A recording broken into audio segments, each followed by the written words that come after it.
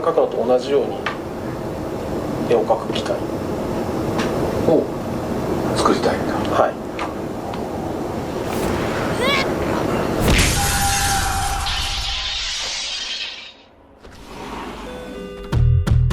An ode to art and the labor that goes into it, Look Back, based on the semi-autobiographical one-shot manga by Chainsaw Man creator and pet fish eater Tatsuki Fujimoto, embodies its themes through the very production process that brought it to life and the quality of the lines on the screen. Although, Kiyotaka, what happened to her face? Where'd it go? I think he forgot to finish the movie. Here, let me fix that for you. Perfect.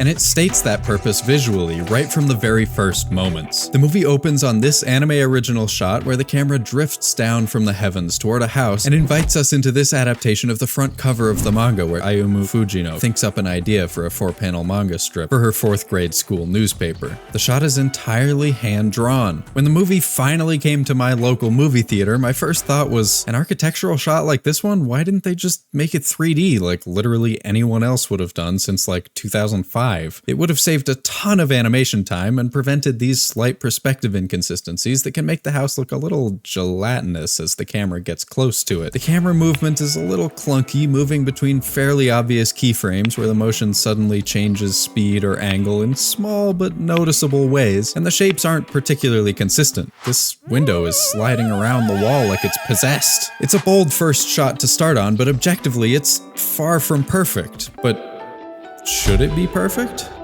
In time, I came to realize what a fool I was, what a schmendrick and a simpleton to have questioned it in the first place. Because the physical act of a human hand drawing lines on a page, no matter how tedious and imperfect, is the entire point of the movie. That's why there are so many shots of people's backs hunched over at a desk facing away from the camera. In an age of digital tools, CGI, AI, and other combinations of letters ending in I, digital magic. Look Back is a bulwark in the name of artists, their human touch, and the beauty that can come from imperfection. And that's in large part thanks to the very unconventional style and workflow of its uncompromising auteur director, Kiyotaka Oshiyama. 例えば AI に絵を描かせたらですね、ここにデザインで当たり線を入れることは容易だとしても、それってただのファッションというか意味を持たない。 So let's take a dive into this movie's unusual production process and see why imperfect shots like that one, or even a completely unfinished frame like this one, actually make it better, not worse. And if you like this kind of in-depth analysis, please accept an exceedingly subtle reminder that there are some buttons down there, and you can feel free to subscribe for more stuff like this. In case you haven't had the chance to read or watch it yet, let me quickly catch you up. I'll avoid spoilers. Ayumu Fujino draws 4-panel comedy manga strips for her school newspaper, and she's pretty good at it for a 4th grader. Good enough to earn an avalanche of praise from both adults and her peers, but riding high on an inflated ego, she doesn't feel the need to keep pushing herself. She even brags about spending very little time on her art. She's just naturally that good. That is, until she has to share her spot in the newspaper with Kiyotaka, a truant student unable to come to school due to social anxiety. Expecting a pale imitation of her own genius, Fujino is shocked when she sees Kiyotaka's work. A series of 4 simple panels depict locations around the school with striking precision and detail. These spaces, normally packed with kids, take on a quiet serenity once empty, and Kiyotaka's attention to detail and unique perspective take mundane scenes that should be familiar to everyone in the school and transforms them into art. All that praise Fujino was used to getting is suddenly transferred over to Kiyotaka, and she realizes that if she wants to be better than her rival, she needs to commit time and effort to consciously getting better at drawing. She throws herself into her art at the expense of her friends, family, and all other aspects of her life, but Kiyotaka is improving too. But when their teacher asks her to deliver Kiyotaka's diploma on graduation day, she discovers to her surprise that what she viewed as a bitter rivalry, Kiyotaka saw completely differently. Despite their wildly different approaches, Kiyotaka is really Fujino's biggest fan and had only started drawing because of her inspiration. Over the course of the next several years, the two promising girls feed off each other's creative energy and evolve together into a pair of talented young women and successful artists. A bunch more stuff happens, and Fujino contemplates why she even draws in the first place. Is it to be better than other people, or to connect with them on a human level? Creativity is a paradox. It's painful but immensely enjoyable, collaborative but also deeply personal, and it can drive us to isolate ourselves while simultaneously being the deepest form of connection with other people. I guess what I'm trying to say is the real look back was always the friends we made along the way. Back to those first couple shots. All the greatest title sequences managed to be visually interesting and engaging while also in some way telling us what the movie is about. This one accomplishes that beautifully. The camera zooms in slowly on Fujino's hunched back as she considers her concept, as if to say, "Look, back." Sorry. But as she lowers her hand, as if contact between pencil and paper is the catalyst to start the movie itself, the title finally appears in its hand-drawn styling, synchronized with the swell of composer Haruka Nakamura's sentimental theme music. There's the theme stated within the world of the film, but it's also there in the actual lines on the screen that make up the images you're looking at. Far from the perfectly sterile line work that comes from several revisions along the assembly line workflow that's now common in animation industries across the world, these lines are scratchy and imperfect, sometimes overlapping slightly, sometimes not fully erased. And like I mentioned, as we descend from the heavens, Fujino's house wiggles around a bit as human estimation of 3D space changes slightly from one frame to the next. It also reminds me of this similar shot from King of the Hill. It's not really relevant, it just popped into my head and I swear I tried to delete this from the script, but wouldn't you know it, it just keeps popping back up. I think my computer got infected with some kind of Linux or something. To answer my question from the start, Oshiyama chose to do this shot fully hand-drawn, not because it's the most efficient way to do it, or even to show off his and his team's technical skill, but because every thought, every little decision, every stroke made by a person puts a little piece of that person onto the screen, and whether consciously or subconsciously, that connects with us as the audience on a human level. Fujimoto's work is often bizarre, sensational, absurd even, but it always feels real, deeply personal, and unflinchingly honest. The fantastical elements, explosions, control devils, realities within realities, are always there to explore human themes: grief, the risk of being taken advantage of as a young person trying to find a place to belong in the world, the transformative power of creativity, even his uniquely absurd approach to drawing faces, these weird, unflattering snapshots of people caught in the middle of words and feelings, which I also discuss in my Goodbye Area video, and show an imperfect humanity to his characters. And while Look Back is probably his story that's the most grounded in reality of any of them, it's no different with its larger-than-life third-act shakeup and brief dip into alternate realities. Oshiyama was clearly intent on honoring the manga and Fujimoto's style and process. He even asked the background artists to use manga shading techniques like the hatching you see in this shot, and asked Fujimoto detailed questions about how he sits in his chair, how he fidgets while drawing, to inform the details in scenes like this one. But it's most obvious in the character designs, which are boldly non-standard for anime. I just love that the girls look like people rather than, to use Oshiyama's word, designs. Like,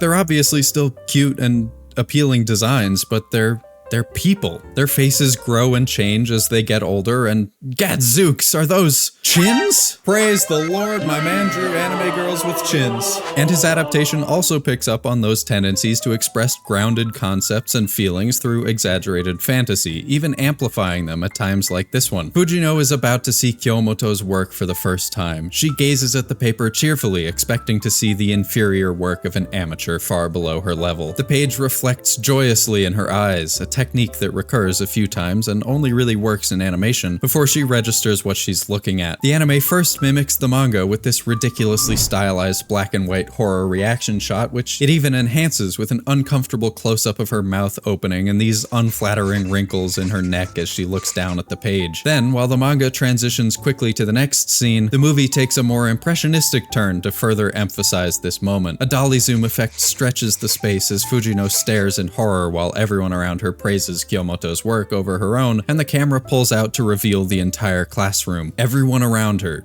dozens of students, hundreds, are all praising her new rival's talent. The classroom grows impossibly to an ocean of voices, and Fujino becomes completely insignificant. Just a moment ago, she was a big fish basking in her dominance over a small pond, but suddenly the world feels so much bigger and she's disappearing into the crowd. It can be difficult to find balance between authenticity and efficiency, though. Even with something as simple as editing these videos, I can make presets and one-size-fits-all solutions for certain recurring tedious tasks that save save me a ton of time, but every time I do, it means that there's one less individual choice to be made in the future that could express something just slightly better. Digital tools can help smooth out shaky line art, computer animation can make it way easier to manipulate rigid shapes in 3D space, and AI can do some of the tedious work of in-betweening for you. And certainly some amount of assistance is nice, even foolish not to use. I would wager that there is at least some 3D reference going on here, maybe even traced on the keyframes, as well as in the handful of other similar shots throughout the movie. If this shot was somehow fully hand-drawn off the cuff, I would renounce all false idols, shave my entire body, and live a simple life in service of my new lord and master, whoever animated it. But each individual step that's taken away from human hands makes the final product just a tiny bit less personal, a tiny bit less real. I have a bit of an unsteady hand from lack of practice and an old drawing tablet without a screen, so I could use a little bit of stabilization. But if I turn it up too far, that's not Swamp Jawn, that's Sop Jam.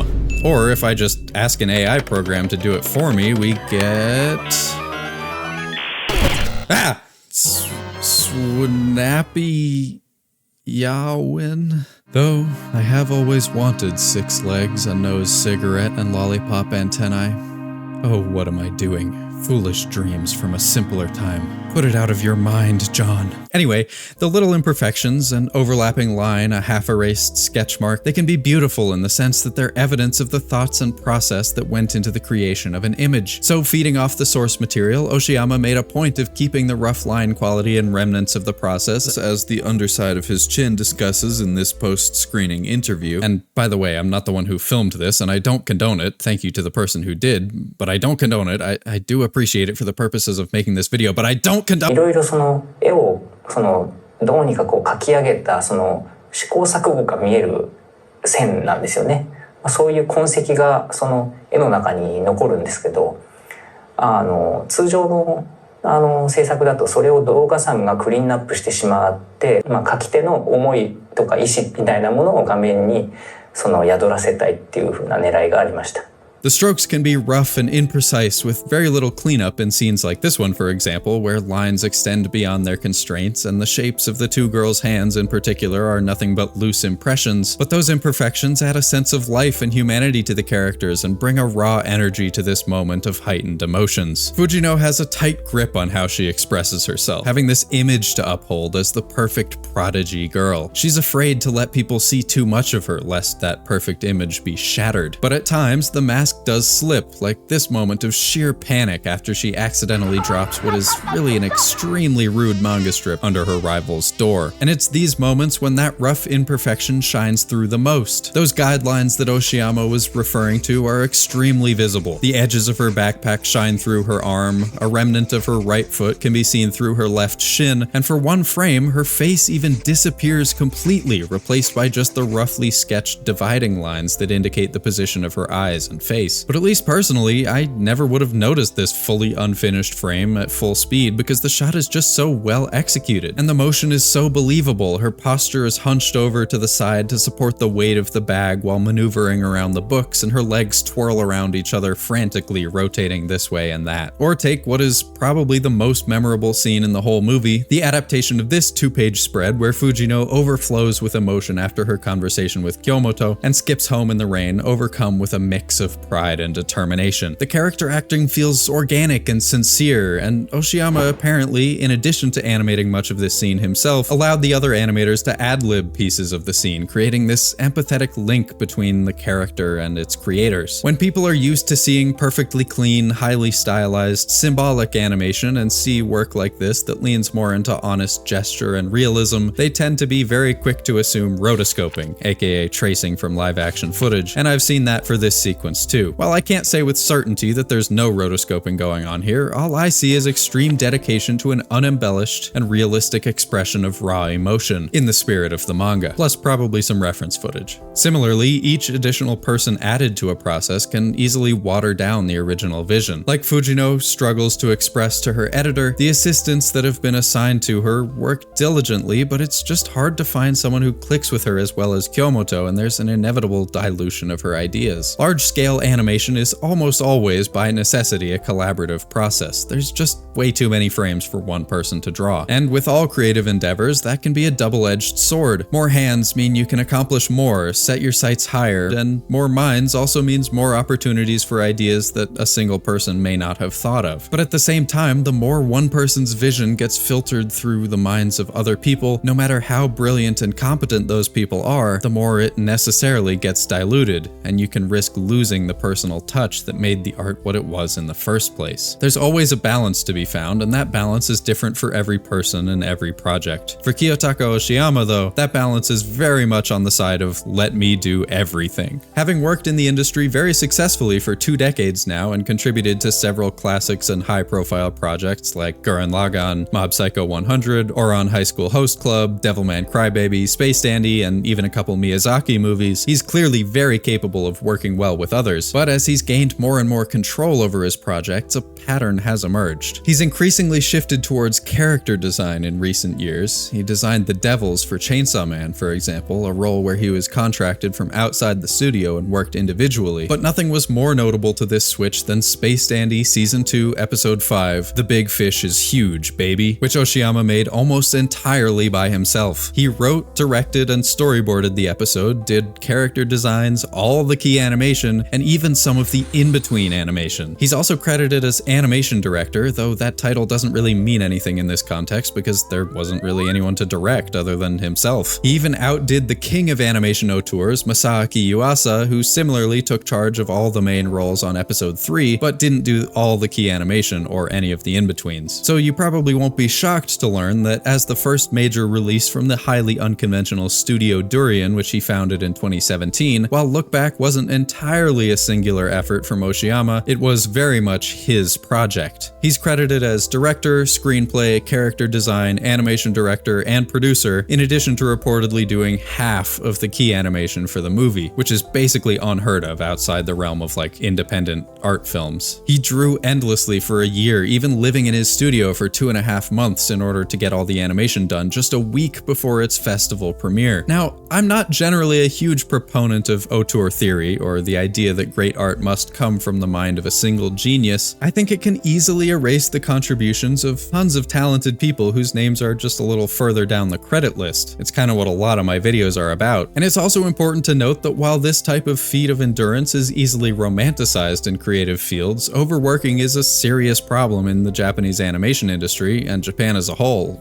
really most of the world at this moment. And I don't want to imply that this is something that anyone should necessarily strive for, but it's undeniable that staying true to a singular vision can be extremely important, and that for a person with a certain type of personality, it can be extremely rewarding to throw yourself entirely into a project that you're passionate about and have full control of, just like Fujimoto and Kiyotaka do in the movie itself. Hell, it happens to me sometimes, like with the Rudolph video. Just for me, it has to be followed by a period of exhaustion and depression. In this case, Oshiyama's uncompromising style and personal connection to the characters through having toiled away on them for countless hours, hunched over a desk with his back to the camera just as they do in the world of the movie, is vital. Without anyone further on in the pipeline correcting and cleaning up his drawings and making sure they stayed on model, there are naturally some fluctuations in the character designs, even a gradual shift over the year that he spent drawing them. But in keeping with the themes of human imperfections and honoring the manga, he decided to lean into that, allowing the designs to shift organically with the feeling of a scene and evolve subtly over time. AI tools have been threatening to revolutionize the animation industry for years now. In 2017, a demo was released from a company called Dwango for an AI in-betweening software that really just looks like a worse version of the frame interpolation plugins that blunderbusses on the internet had already been using to post 60 FPS versions of anime openings even 2 years earlier. By the way, Dwango, that's the same people from this clip. 生命に対する侮辱を感じます。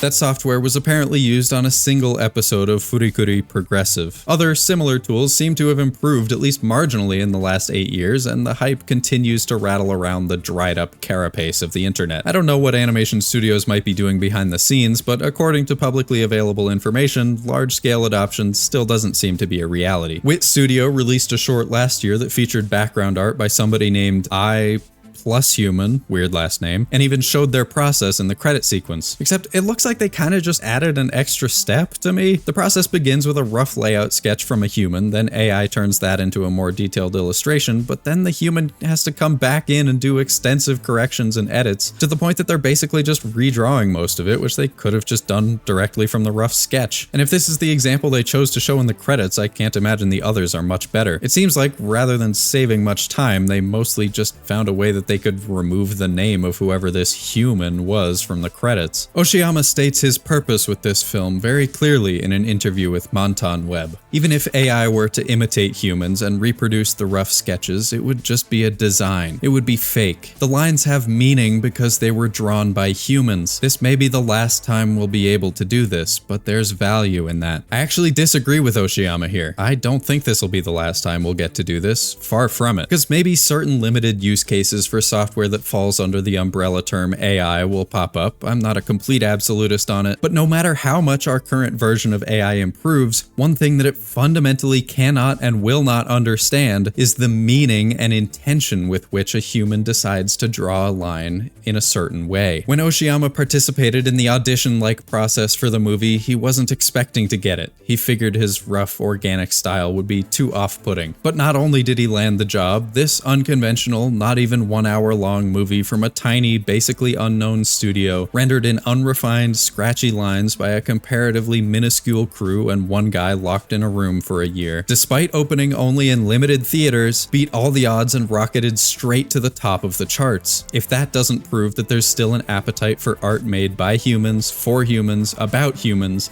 then I don't know what would. It's that imperfect human process that makes art what it is, and I personally don't think that will soon be forgotten.